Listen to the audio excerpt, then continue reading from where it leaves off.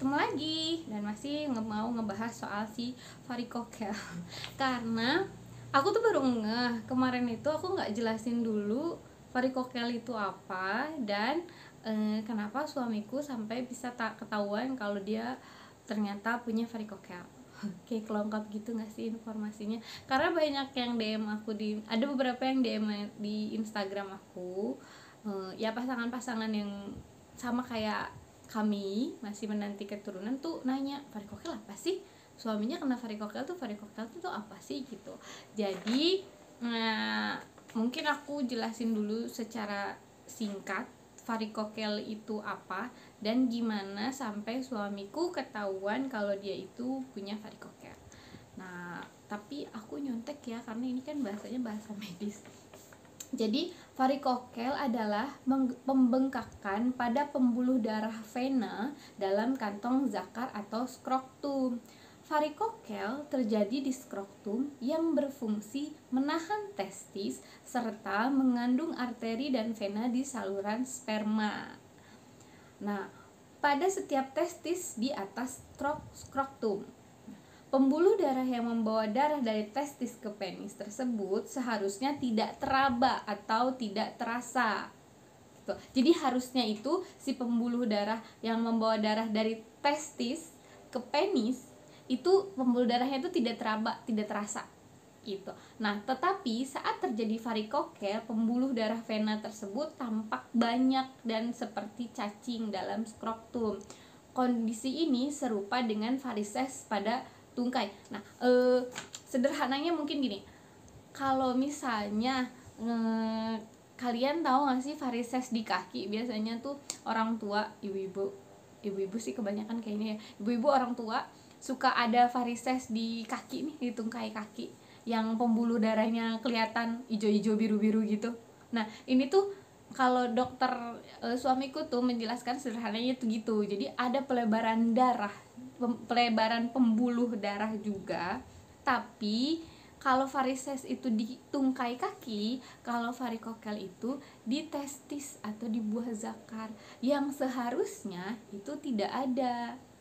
Nah, karena pelebaran pembuluh darahnya itulah yang menyebabkan spermanya jadi kurang bagus, jadi kualitas spermanya kurang baik. Nah, katanya pelebaran pembuluh darahnya itu kelihatan kayak ada cacing gitu loh di testisnya, kayak ada greget gitu kayak cacing.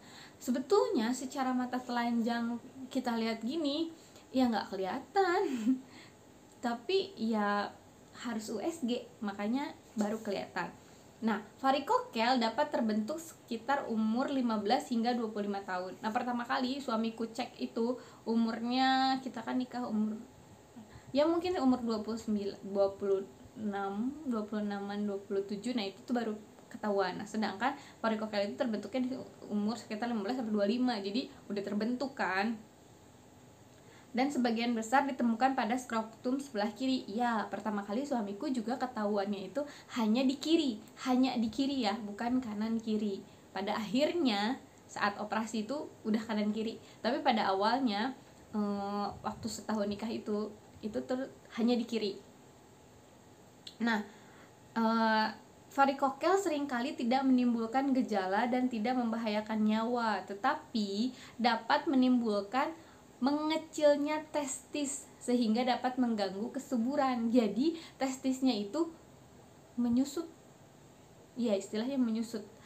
Jadi makanya dapat mengganggu kesuburan karena sperma itu kan ada di situ ya. Kalau itunya menyusut. Nah, terus kasus varikokel yang menimbulkan gejala atau mengakibatkan kemandulan pada penderita bisa ditangani dengan cara operasi. Lalu gimana dengan kasus suamiku? Jadi kalau sama kasus suamiku adalah suamiku itu tidak pernah merasakan, menurut penuturannya dia itu tidak pernah merasakan nyeri apapun di area testisnya. Jadi dia tuh kayak bilang kayaknya nggak ada yang salah dengan testisnya dia. Maksudnya dia nggak pernah ngerasa nyeri, nggak bengkak juga. Jadi kayak nggak, kayak ya udah gitu. Kalau nggak USG saat itu nggak ketahuan. Sedangkan Nah, varikokel itu biasanya timbulnya itu tidak menimbulkan gejala, dan dia itu biasanya mengalami keluhan yang penderita varikokel ya. Biasanya menimbulkan keluhan: 1, rasa tidak nyaman pada skrotum, pada si testisnya itu. Suamiku enggak. 2, nyeri yang bertambah saat berdiri atau melakukan aktivitas fisik dalam waktu lama dan berkurang saat berbaring. Suamiku tidak. Suamiku itu termasuk anak yang aktif, karena dia itu anaknya suka banget olahraga. Dalam seminggu tuh dia pasti olahraga, bulu tangkis, basket, futsal, kadang-kadang bahkan kadang-kadang dia juga main skateboard. Nah, jadi dia ngerasa nggak ada yang salah dengan aktivitas fisiknya dia. Terus ketiga, benjolan di salah satu testis. Suamiku juga nggak ada benjolan sama sekali.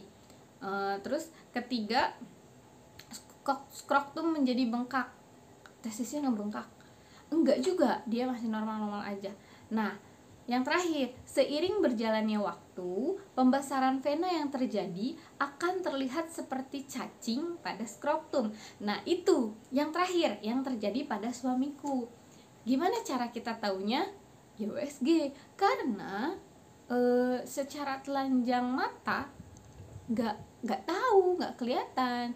Jadi kita ketahuannya gara-gara saat itu kami sudah 1 tahun menikah. Saat ini kami sudah 7 tahun ya. Saat itu kami sudah 1 tahun menikah, namun belum juga dikaruniai keturunan.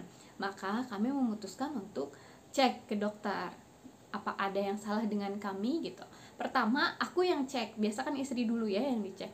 Saat aku dicek, tidak ada masalah apapun dalam tubuh saya, alhamdulillah. Akhirnya dokter menyarankan untuk suamiku analisis spermanya.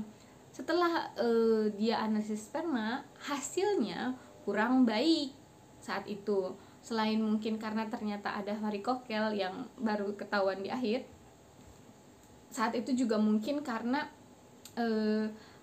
pengaruh yang lain lah ya, mungkin kecapean, karena itu waktu itu tuh analisis spermanya tuh di labnya tuh jam 6 pagi, jadi semalamnya juga kurang tidur karena dia habis lembur, banyak faktor lah ya.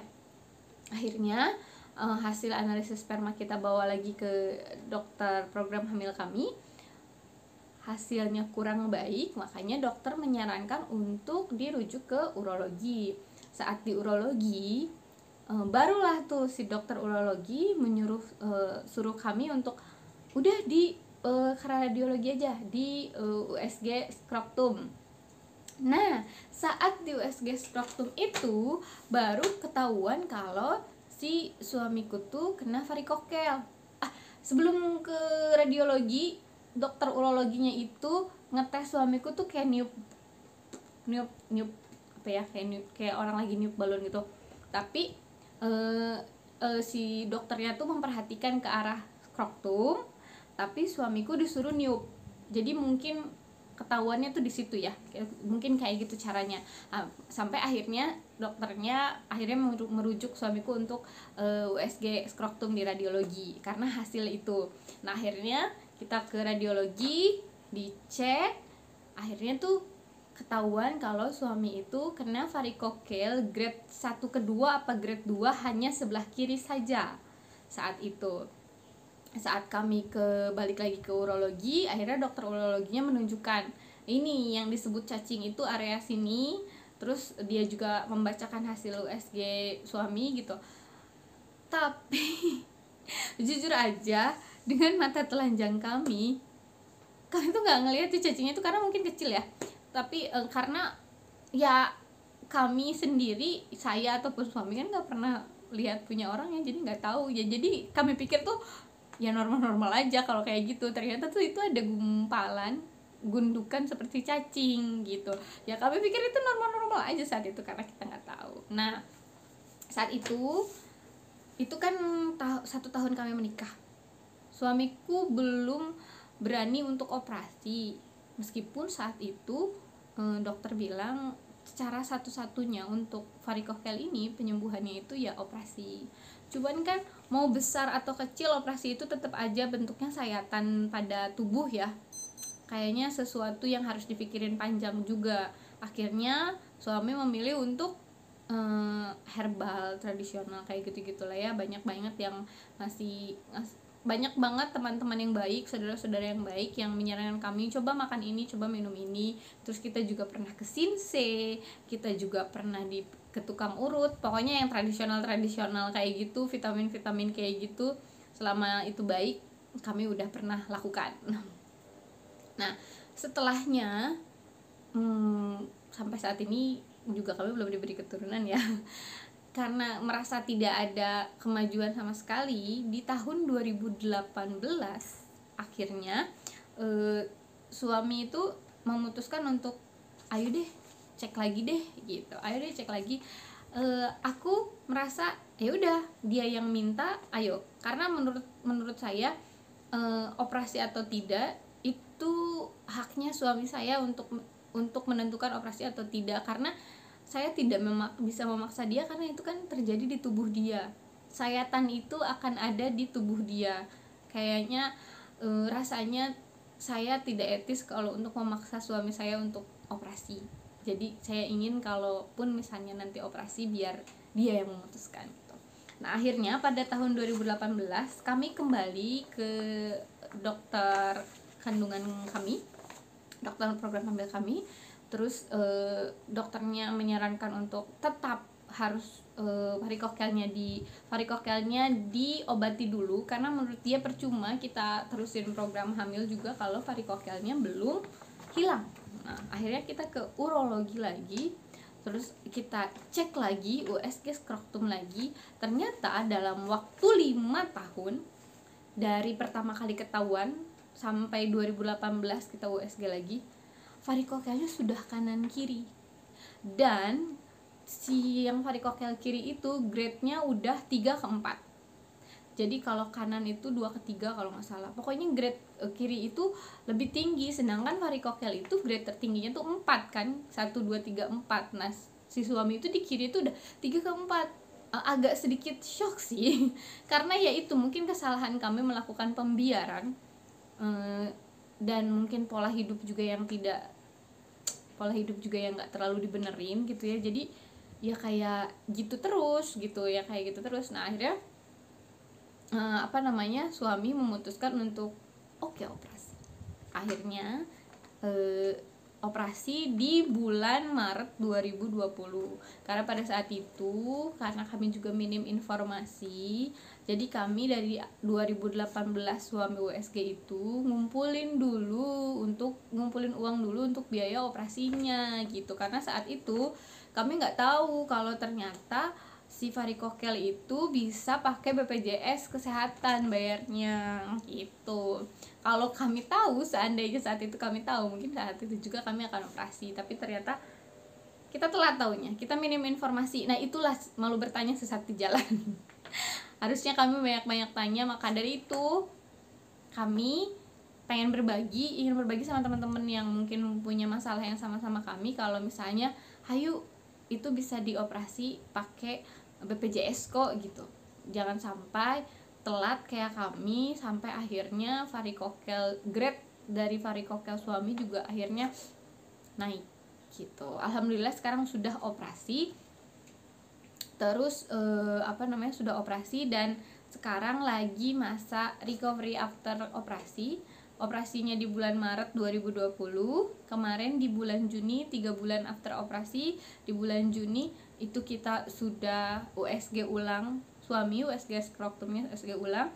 Hasilnya alhamdulillah varikokelnya sudah hilang, dinyatakan bagus. Nah, sekarang suami itu sedang mengkonsumsi vitamin yang baik untuk sperma ya, tentunya yang baik untuk sperma. Kita juga minum vitamin E juga. Pun saya sama minum vitamin E juga. Siapa tahu Tuhan memberi secepatnya memberi kami keturunan. Amin. Nah, dokter urologinya menyarankan untuk dalam 1-2 bulan ini, setelah berarti 1-2 bulan ini tuh masuk di bulan keempat dan kelima setelah operasi kan ya, untuk minum si vitamin yang untuk membantu kualitas spermanya itu. Untuk nanti insya Allah di bulan ke-6 after operasi berarti di analisis sperma lagi. Jadi karena dokternya tuh bilang kalau setelah after operasi varikokel itu biasanya berpengaruh pada spermanya tuh 3 sampai 4 bulan after operasi, baru si spermanya tuh kelihatan ada perubahannya. Mudah-mudahan doakan kami, operasi suami kemarin membawa hasil yang baik, membawa hasil yang membahagiakan untuk kami berdua. Tapi tetap aja tujuan utamanya kami selain memang ingin punya keturunan ya untuk menyembuhkan, karena itu penyakit, jadi mau nggak mau memang harus dioperasi. Nah itu dia ceritanya yang ke skip, harusnya tuh waktu itu dulu yang diceritain baru menceritakan proses operasi suamiku. Nah terus apa aja sih yang dilakuin suamiku yang menurut kami pola hidup yang tadi aku bilang, pola hidup kami yang salah mungkin gitu. Karena dari 1 tahun pertama abis operasi 1 tahun pertama ketahuan suami varikokel, terus di 5 tahun kemudian kita cek lagi malah grade-nya naik. Nah itu tuh kenapa gitu, kenapa bisa sampai kayak gitu? Mungkin itu tadi karena gaya hidup kami dan suami lah ya, yang mendukung itu untuk menjadi naik. Sepertinya itu hasil kami ngobrol sama dokter ya gitu. Nah di video selanjutnya aku mau ceritain apa-apa aja yang gak boleh dilakuin, kalau bisa dihindarin sama penderita varikokel. Terus apalagi ya, terus oh iya, sama vitamin apa aja yang dimakan sama suamiku. Nah untuk teman-teman yang punya yang punya kasus yang sama-sama suamiku, yuk dioperasi aja, nggak apa-apa, dicek aja, nggak apa-apa, demi kesehatan. Dan kalau nggak salah masuk polisi dan militer juga nggak boleh varikokel kan ya. Oke, itu aja informasinya. Ketemu di video selanjutnya. Aku udah panjang banget ini ngomongnya, aku mau ngomongin yang itu ya. Dadah, assalamualaikum.